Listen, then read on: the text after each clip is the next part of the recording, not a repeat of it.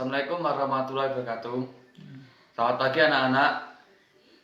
Ya, sebelum masuk ke pembelajarannya, mari kita berdoa terlebih dahulu.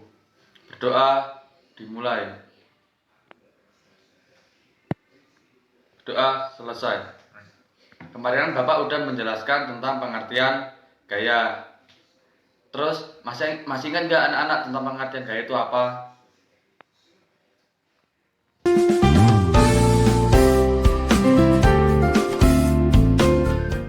Pada pagi hari ini, kita akan belajar tentang pengertian gaya, pengertian gerak, hubungan gaya dan gerak, serta contoh dalam kehidupan sehari-harinya.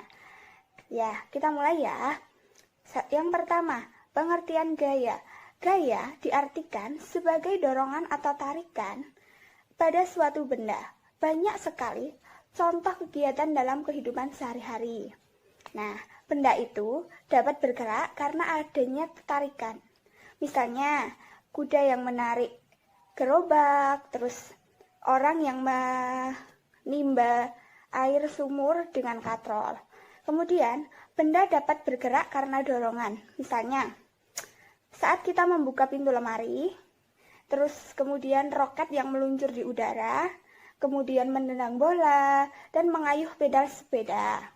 Kemudian, di saat menarik atau mendorong benda, kita memberikan gaya pada benda tersebut.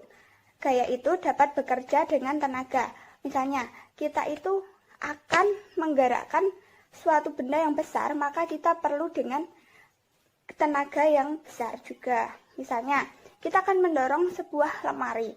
Nah, itu kan kita harus punya tenaga yang kuat agar lemari tersebut bergerak, gitu ya. Oke, ada yang tahu nggak contoh gaya dalam kehidupan sehari-hari yang lainnya? Ada yang tahu? Ya, misalnya mobil yang mogok itu bisa kita dorong. Nah, itu contoh penerapannya. Nah, jadi besar kecilnya gaya itu kita bisa ukur dengan alat. Ada yang tahu nggak alatnya itu apa? Ya, benar. Alatnya itu disebut dengan dinamometer. Sedangkan satuan gaya bisa dinyatakan dengan Newton. Gitu ya. Baik, kita akan lanjut dengan pengertian gerak ya. Gerak itu merupakan suatu benda yang berpindah tempat. Misal tempat yang satu ke tempat yang lainnya. Misal tadinya di kanan, kemudian di kiri. Gitu ya. Gaya menyebabkan benda itu yang diam menjadi bergerak. Kemudian, gaya itu tidak dapat dilihat tapi bisa dirasakan. Kemudian, gaya yang diberikan kepada benda mengakibatkan berbagai perubahan gerak yang tadi saya bicarakan itu ya. Kemudian, benda yang semula diam, jika diberi gaya, dia akan bergerak.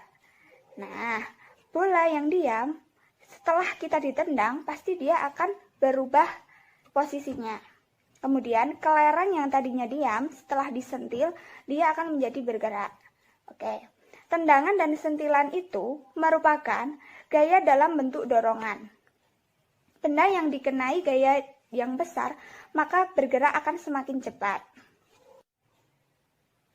Kemudian, gaya yang menyebabkan benda bergerak menjadi diam. Misalnya, bola pingpong yang menggelinding, jika ditangkap tangan, maka bola itu akan berhenti. Sekian penjelasan dari pengaruh gaya pada gerak benda, dari pengertian gerak dan benda, serta hubungan gaya pada benda, dan contoh dalam kehidupan sehari-hari.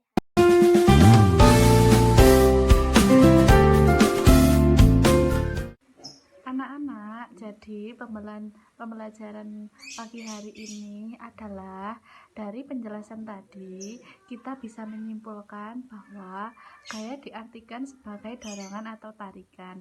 Banyak sekali contoh dalam kehidupan sehari-hari yang berhubungan dengan tarikan atau dorongan. Contohnya, membuka dan menutup pintu, menimba air di sumur, dan lain-lain. Jadi, sudah paham belum?